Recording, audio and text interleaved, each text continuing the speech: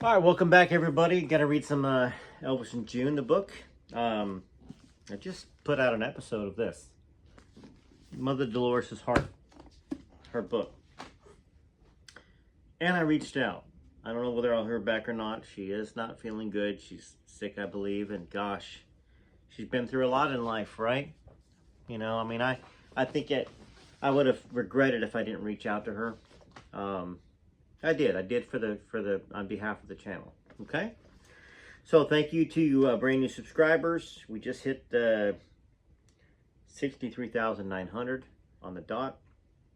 Thank you to the subscribers over there on Facebook, even those that are really mean to me. They're pretty spicy over there, I tell you what. And thank you to your members and those that have given me super thanks. Let's get started. With this book. So we are in the chapter, Is It So Strange? Okay.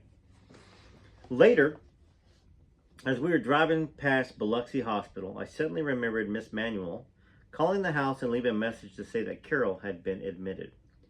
We were always so busy keeping busy, it's a wonder I ever remembered anything. I told Elvis about her call. Elvis said, is there any way to sneak in for a few minutes just to say hello? It's late and visiting hours are over, but we can try. We parked by the emergency entrance and I went in to find out where she was. All the doors were open in the pediatric wing. See, I found Carol's room and ran back to the car to get Elvis. He opened the trunk of his car, took out an album, and we tiptoed down the hall. We made it to the room without seeing anyone, and Carol was having a blood transfusion and appeared to be sleeping through it. Her arm was wrapped so tightly.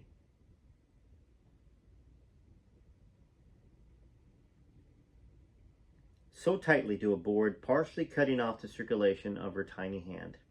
She blinked when Elvis gently touched her swollen little fingers, but quickly opened them real wide when she recognized who it was. I knew you'd come, she said, in a weak little voice.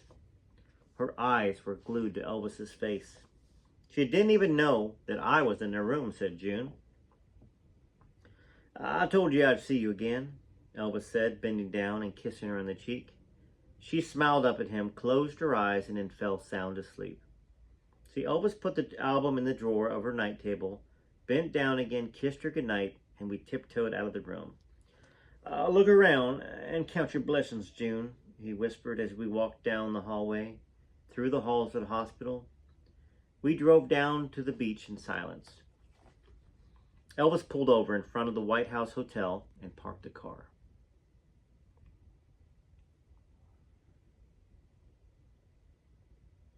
This is where I fell in love, June. I fell in love with you. You want to go for a walk? He asked, remembering our first evening together as he looked out at the long pier.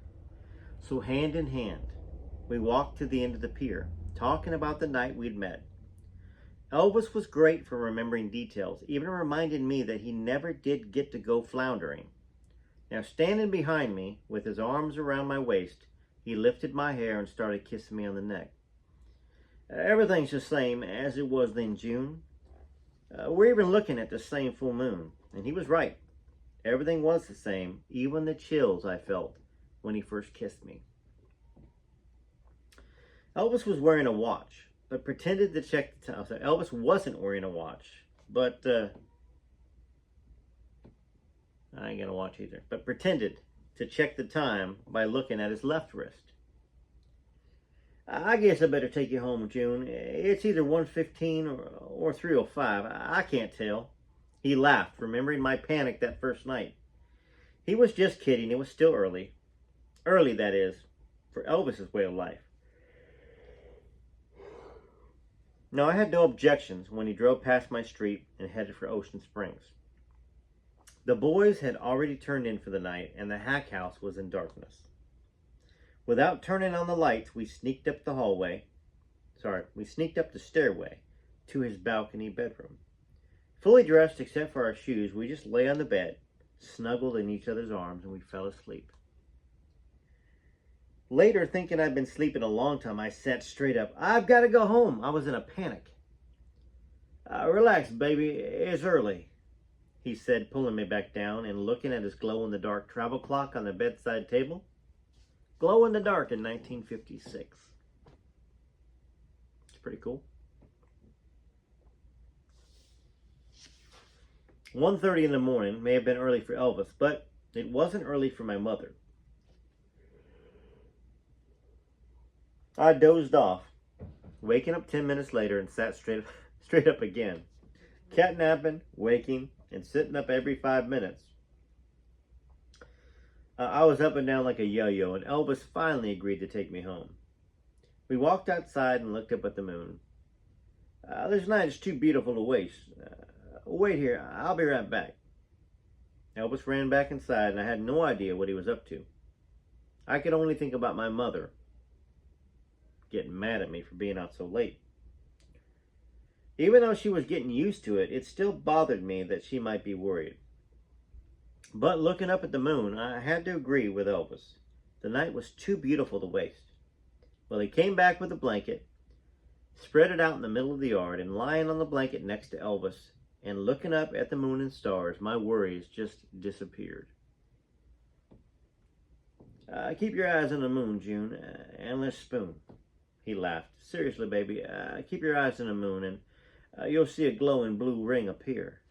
Well, after staring at the moon for about 2 minutes, I could see that bright blue ring. It seemed to pulse with the beat of my heart, and I was fascinated, unable to speak. Elvis said, do you see it? Now let yourself totally relax and just focus on the space between the moon and the stars. Don't think about anything. Just let yourself float. If you relax enough, you can go right up there with him. Elvis was always playing little tricks on me, but this time he sounded sincere.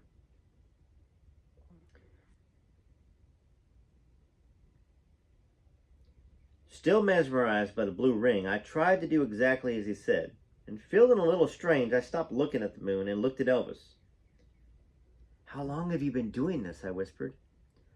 Since I was a little boy, he whispered back, his eyes still on the moon. You don't believe me, do you, June? He asked, now looking at me.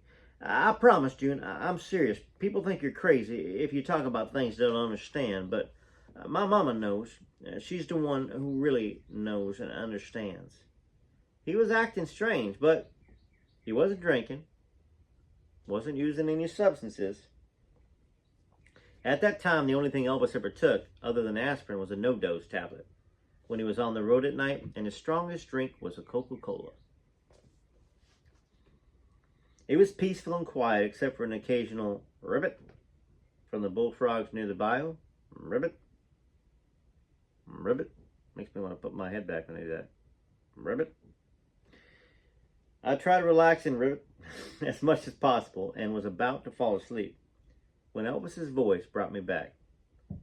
It's okay if you fall asleep, maybe, then you can dream your way up to the sky. It takes a lot of practice, but you can do it if you really want to. All you gotta do is make your mind up. You don't think I'm crazy, do you, June? No, Elvis, I don't think you're crazy. I think you're wonderful. I think you're wonderful too, baby. I love you, June. I want you for my very own, and I can't get married, though, for at least 3 years. So wait for me, June. I want you to be my wife. I want you to be the mother of my children. So 3 years. Elvis would have been 24. So it's not like he was waiting to be 21, but maybe he thought, maybe like the average time frame of a career was 3 or 4 years. Maybe that's just a number Parker gave him. I don't know. But can you imagine putting your life on hold for a job? Even though singing is a different type of job, he had to put his life on hold. And everybody around him.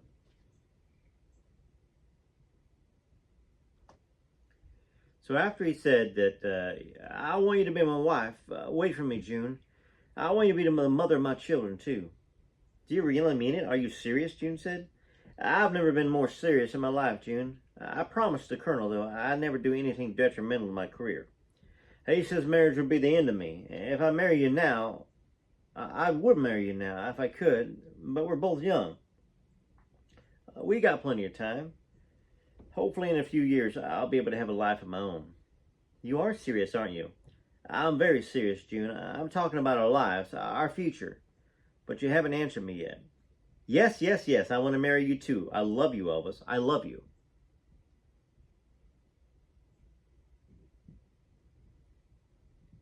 A few years is a long, long time, however, and I wondered, as I often did with Elvis, whether he'd still feel the same in a few years' time. I think that's everybody. When you're young love, you don't know. You might feel it then, but if you've been in a relationship, you feel something, and sometimes you don't feel the same way a month or two later. Elvis said, we can't be sure what the future holds for us, June. I only know what I'm feeling now, and that's what I want. I want to be with you for the rest of my life. It'd be a sin to waste a love like ours.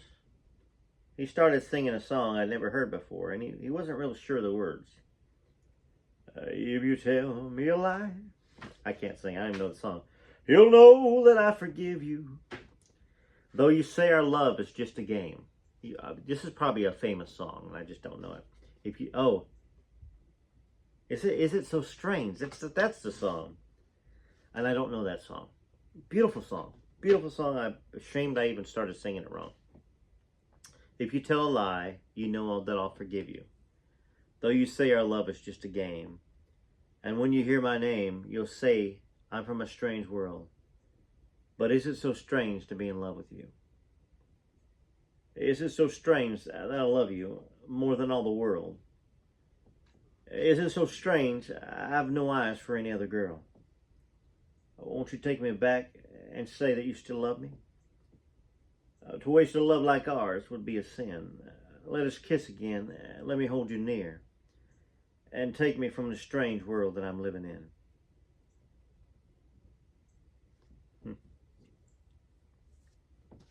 I was so touched by the song that tears came to my eyes.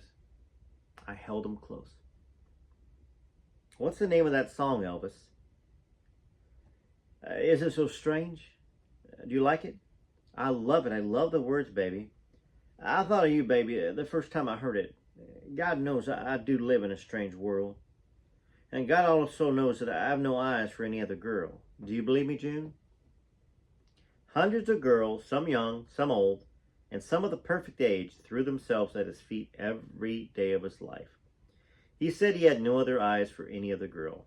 Could it be the right face hadn't come along yet? I could tell at a glance if Elvis was going to single out a face in the crowd. She had to have dark hair and blue eyes, framed in thick, dark lashes before she ever got a second look. Which is the same thing. I believe that's what I think Lucy DeBarman had green eyes. She had dark hair. And of course June, dark hair, I think blue eyes. Then you got Priscilla, right? But even with the hair and eyes, she also had have to have the rest to go with it. Do you believe me, June, was his question. Was he doubting my love too, or did he just require constant affirmation? Even at my young age, I could understand his dilemma. Does she love me for who I am, or does she love me for me? But then I had a dilemma of my own. He loves me now, but what happens when a prettier face comes along?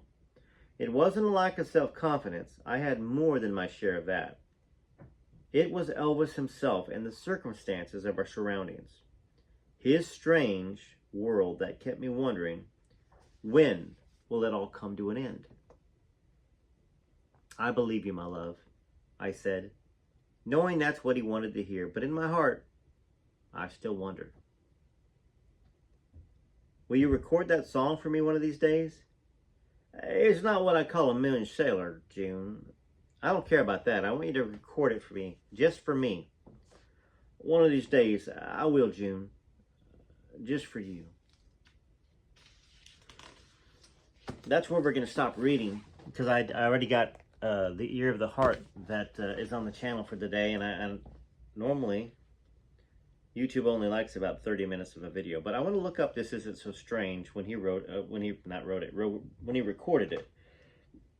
Boy, I'm having a problem talking today. All right, Is It So Strange? Okay, that's right, A Date with Elvis, 1959.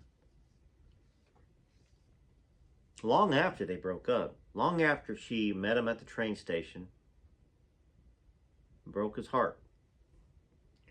Um, huh, hold on. 1957 by Farron Young. So Farron did it first. Oh, if you tell a lie, you know I'll forgive you. Man, I just can't get the melody in my head. And I'll get in trouble if I play too much, but I've got to just play a little tidbit here. Come on. YouTube's got too many videos. I know y'all know what I'm talking about. I mean, too many ads at times. Let's see here. Everybody's ready? You ready? Let's see. If you tell a lie. Let's see here. Let's see him. Come on. Let's get to the singing. Say. Oh, yeah. Yeah, there it is. Yeah, beautiful song. You know that. I don't know. Anyways, I've never tried to sing it before. I probably should never attempt any Elvis song. Because the melodies, before knowing it, the melodies for Elvis songs, they're not square. They're not straight little lines of, if you tell a lie, if you tell a lie. It goes all over the place. You know. So if you don't know it, then you're just going to sound like a fool like I did. All right, well, TCB, TLC. This is Rare Elvis Photos. Sorry for the shorter video on this Elvis in June today. But I was just excited to read that the Dolores Hart book because I got it in the mail just yesterday afternoon. All right, till next time. TCB, TLC. Take care of yourselves.